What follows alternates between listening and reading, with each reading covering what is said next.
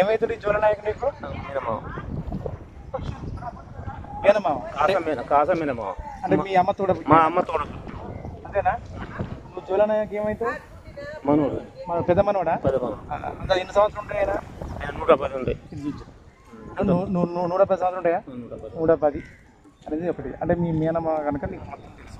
అంటే మీ దాదాపుగా 120 కోపలికి వాసులు కూడా అంటారు అనుకుంటారు. 110 నమ్మకం.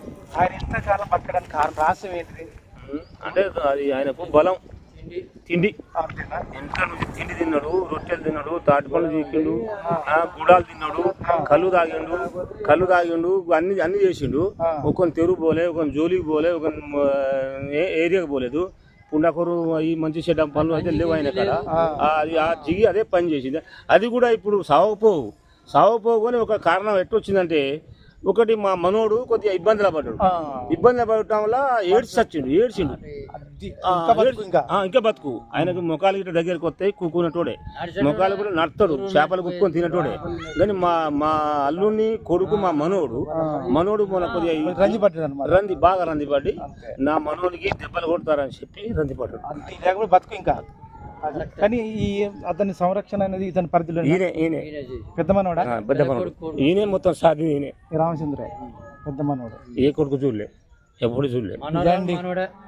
అంటే నువ్వు మేనమా చూడండి, మేనమా గురించి ఆయన ఏడుస్తాడు. దాదాపుగా ఇంతవరకు మన మారుమూల గ్రామ వ్యవస్థలో, పట్టణ లేక ఏది కుటుంబ వ్యవస్థలలో ఆప్యాయతలు ఉన్నాయి. మనవడు చూసుకుంటే 110-115 సంవత్సరాలు బతికిందని జ్వలనాయకు వాళ్ళ అల్లుడు చెప్తున్నాడు. ఇప్పుడు దుబ్బతండ వాసులు కూడా చెప్తున్నారు. నేను కూడా వాస్తవంగా మా తాతతో సమకాలీకుడు ఎన్నో ప్రోగ్రామ్స్ చెప్పిన, కానీ దిగులుతోని అంటే అంత యాక్టివ్గా ఉన్నాడు అన్నమాట. ఓకేనండి, మనం చూసుకుంటే ఇలాంటి అందరూ అవగాహన రావాలి. అంటే తల్లిదండ్రులు తాతలు ఏది ఉన్నా కానీ మనవలు చూసుకోవాలి, తల్లిదండ్రులను ఇటు కొడుకులు చూసుకోవాలి, కోడలు చూసుకోవాలి. అలా చూసుకున్నప్పుడు ఇట్లా పోషణ జరుగుతుంది. ఆయన ఇంతవరకు మాత్రం కోడలతో మాడవాళ్ళు మంచి భావన, ఒక్కొనితో తిరుగు పోలే. ఆయన కొన్ని 20 సంవత్సరాలు ఏరే వండుకొని తిన్నాడు. ఏరే వండుకొని తిన్న తర్వాత మా మనోడు, మా అల్లుడు అంటే ఎటు చేయాలంటే ఒక చిన్న కాడికి పోయాడు. అది వాళ్ళు చూడలే. మా అల్లుడు ఏం చేసిందంటే, ఇక తాత నా కాడరా సరే నేనే సాత్తనని చెప్పి మా అల్లుడు తెచ్చుకొని మా మావని సాదిండు. ఇప్పుడు 20 ఏళ్ళ కానీ మా మావని సాదుకుంటూ ఉన్నాడు. అయితే మొన్న ఒక ఇబ్బందిలా ఒక్కటే ఇబ్బంది అనుకోరాదు. అది ఆ ఒక్క ఇబ్బందిలా చేసిండు.